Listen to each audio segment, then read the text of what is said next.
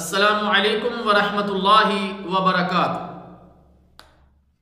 جادو سے بچاؤ کے لیے احتیاطی تدابیر۔ دین اسلام نے جادو اور ان جادوگروں سے بچنے کا ایک بہترین حل دیا ہے۔ وہ حل اور طریقہ کار یہ ہے کہ سورہ بقرہ کی تلاوت کی جائے۔ جس گھر میں سورہ بقرہ کی تلاوت ہوتی ہے انشاءاللہ تعالی وہاں یہ جادو اور شیاطین کا بسیرا نہیں ہوگا۔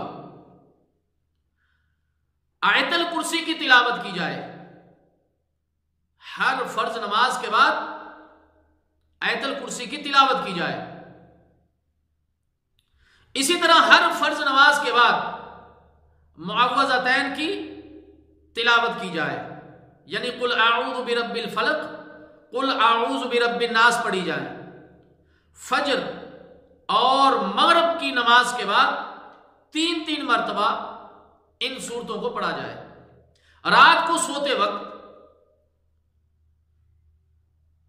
تین مرتبہ ان سورتوں کو معوذتین کو پڑھا جائے، قل اعوذ برب الفلق آخر تک اور قل اعوذ برب الناس آخر تک پڑھیں۔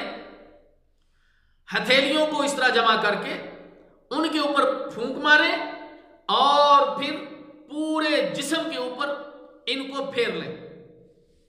یہ عمل 3 مرتبہ دہرائیں، صحیح بخاری۔ اسی طرح صبح اور شام کے اذکار کریں۔ نبی مکرم صلی اللہ علیہ وسلم نے ارشاد فرمایا، جو بندہ صبح کو 100 مرتبہ یہ پڑھتا ہے کہ لا الہ الا اللہ وحدہ لا شریک لہ لہ الملک ولہ الحمد یحیی ویمیت وہو علی کل شیء قدیر، تو اس بندے پر جادو، جنات اور شیاطین کا شام تک کوئی اثر نہیں ہوگا۔ سنن ترمذی۔ اللہ تعالیٰ جل شانہ سے دعا ہے کہ اللہ تعالیٰ ہمیں اس رقیہ شریعہ کو کرنے کی توفیق عطا فرمائے اور ان اذکار کو پابندی کے ساتھ روزانہ کرنے کی توفیق عطا فرمائے۔